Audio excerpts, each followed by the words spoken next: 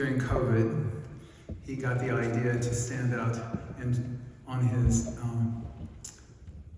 balcony and sing. And not only did it grab the audience from the neighborhood, it also grabbed some attention from the news. What was it? Why don't I tell the story? Okay, you tell the story. There you go. Good evening. Thank you for coming to this concert. Craig and I we are collaborating for the first time on this music. We performed this. Did I turn this on? It's on. Just, yeah. We can hear you. We're good? Yes. Okay.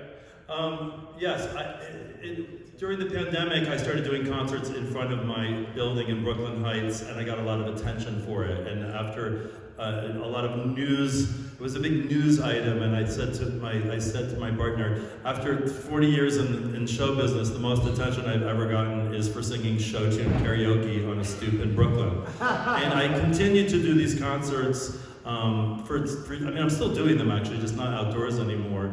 But it was a wonderful way to bring the community together during a very, very difficult time. And when everyone in show business, all their contracts were canceled, and suddenly you just found a new thing to do, which is every day think of 7 songs that you wanted to sing with your YouTube karaoke or your piano tracks.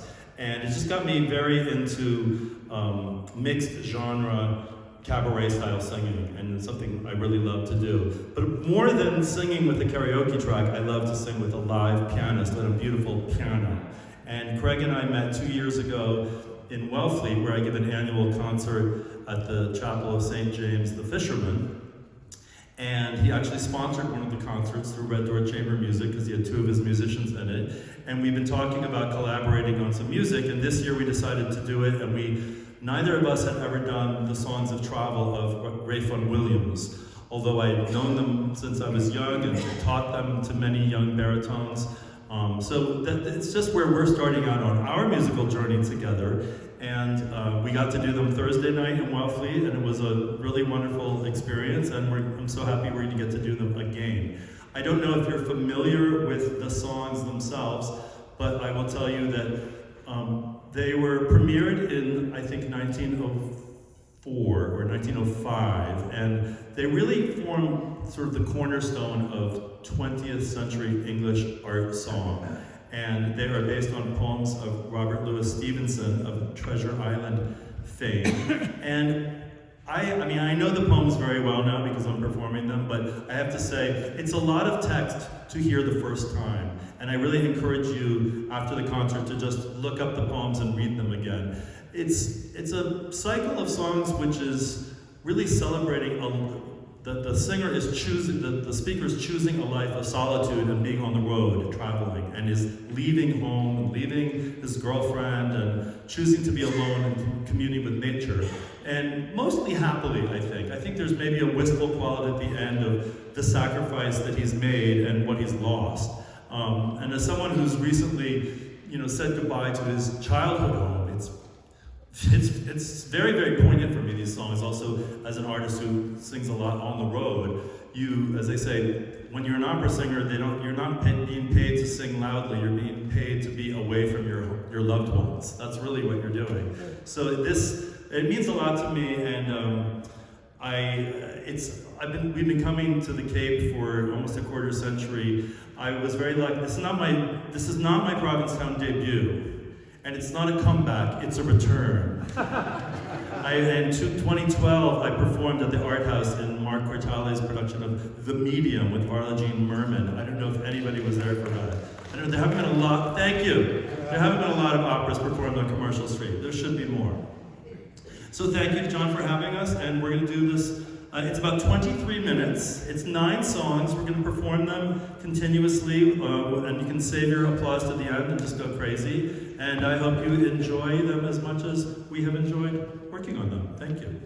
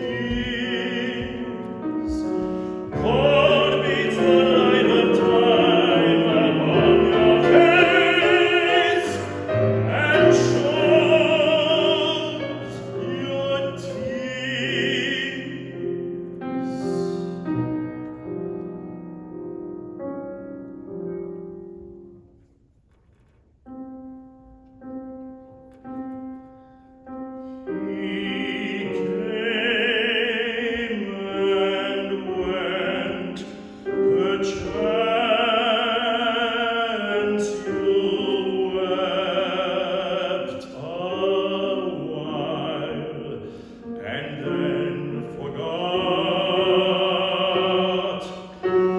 Ah, me, but he that left with a smile forgets you not.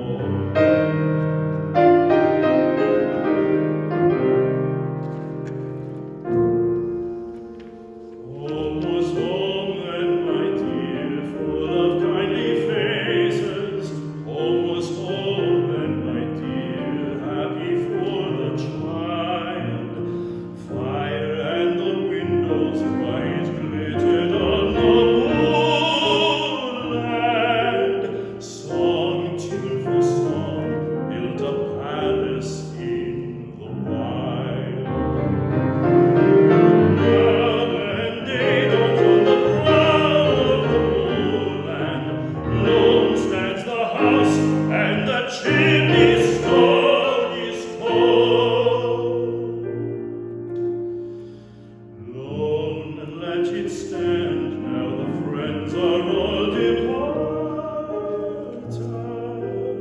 The kind hearts, the true hearts that love the place of home.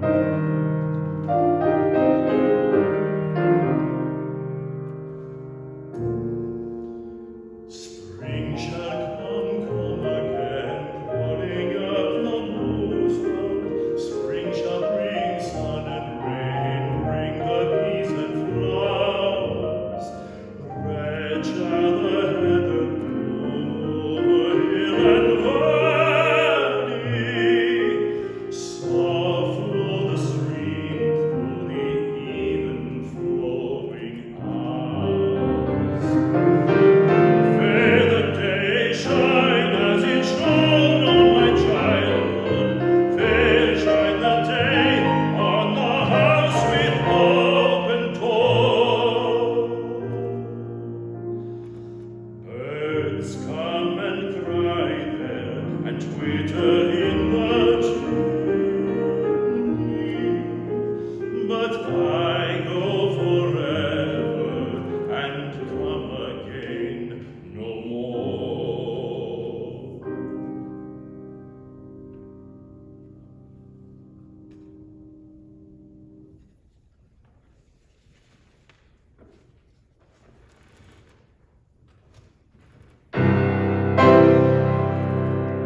Bright is the ring of birds when the right man rings them. Fair the fall of songs when the singer sings them. Still they are caroled and caught, on wings they are carried. After the singer is dead and the maker buried. Low as the singer lies in the field of heaven, songs of his passion bring the swains together. And when the west is red in the sunset embers, a lover lingers and sings, and the maid remembers.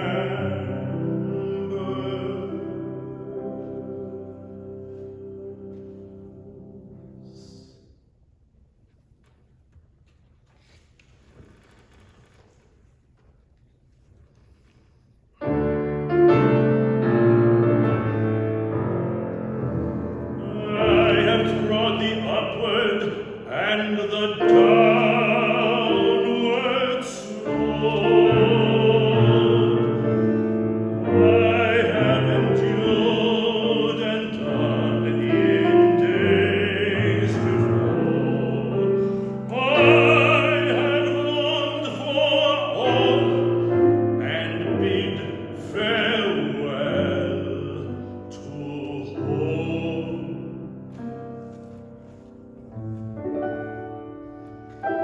And I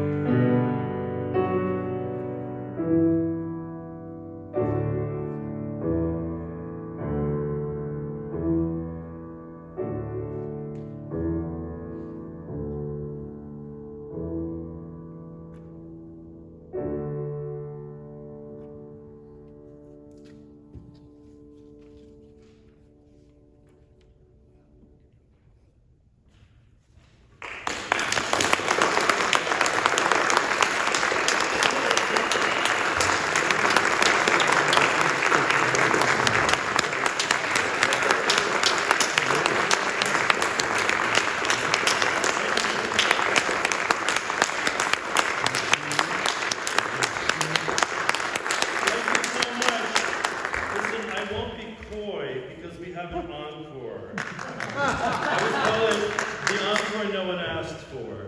But maybe you wanted one. Yeah. John suggested I could take off my jacket for this, which I think I'm going to take him up on that. This is so we did a concert that was pretty introspective and not very funny. And this isn't a very funny cycle. But we wanted to leave you with something a little lighter. We talked about something. Why don't we do something Noel Coward, like something that's a little lighter? And so we're going to sing a song that he wrote for Elaine Stritch for the musical Sail Away, which was on the Broadway in 1960. And do you like Elaine Stritch? Yeah. Are we fans of Elaine Stritch? I'm a big fan. I saw her. Thank you, Elaine. I saw her do her one-woman show at the Public Theater at Liberty, and she got on stage in her tights and her little shirt and a little hat, and her first line I'll never forget. She goes, "As the 90-year-old prostitute said, it's not the work, it's the stairs." Which now I understand what that's about. The knees aren't the longest lasting part of the body. This is Why Do the Wrong People Travel of No Coward.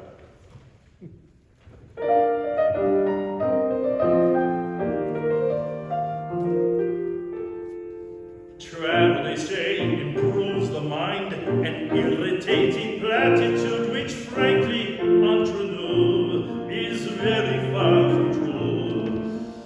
Personally, I've yet to find that longitude and latitude can educate those scores of monumental bores who travel in groups and herds and troops of various breeds and sexes till the whole world reels from shouts and squeals and the clicking of rollerflexes.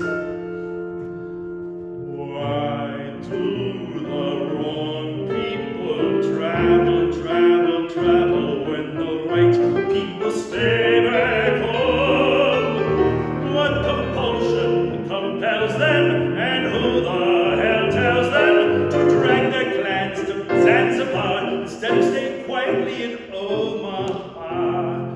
The Taj Mahal, the Grand Canal, and the sunny French Riviera would be less oppressed if the Middle West would settle for something rather nearer. Please do not think that I criticize or cavil any impulse that makes them wrong. But why, oh why, do the wrong people travel when the right people stay at home, sharing their wordle when the right people stay back home, watching Odysseus when the right people stay back home? I'm merely asking why the right people stay back home. Just when you think romance is ripe, it very sharply draws on you that each sweet serenade is for the tourist trade. Any attractive native type who resolutely fawns on you will give as his address American Express. There isn't a rock between Bangkok and the beaches of Hispaniola that does not recoil from suntan oil and the gurgle of Coca-Cola. Why do the wrong people travel when the right people stay back home? What was this Batmania to leave Pennsylvania and drag their coops in the Isles of Greece, demanding dry martinis on the Isles of Greece? In the smallest streets where the gourmets meet, they invariably fetch up, and it's hard to make them accept a steak that isn't served rare and smeared with ketchup. It would take years to unravel every impulse that makes them wrong. But why, oh why, do the wrong people travel when the right people stay back home? Scrolling through TikTok when the right people stay back home, posting their selfies when the right people stay back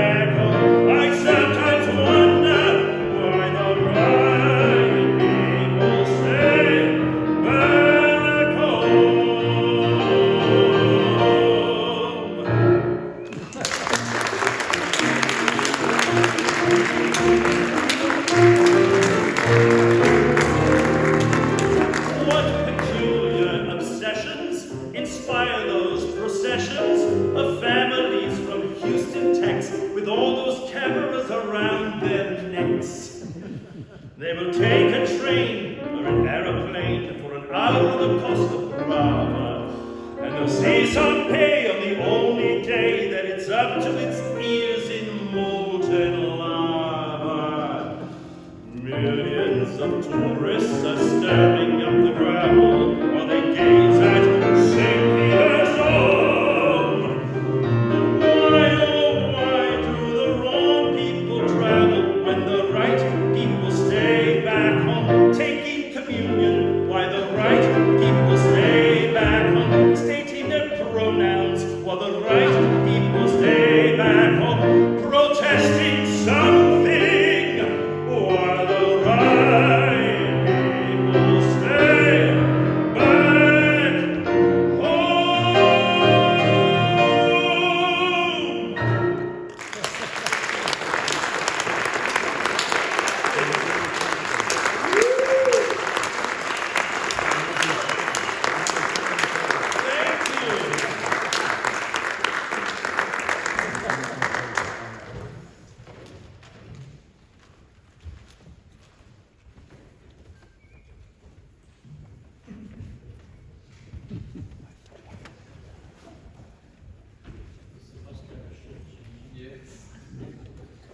Thank you.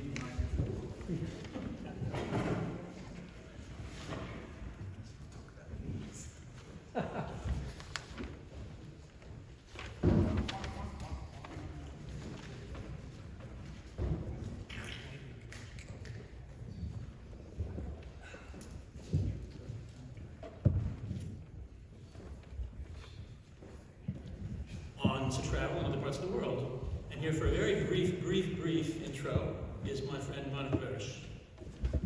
Hello everyone.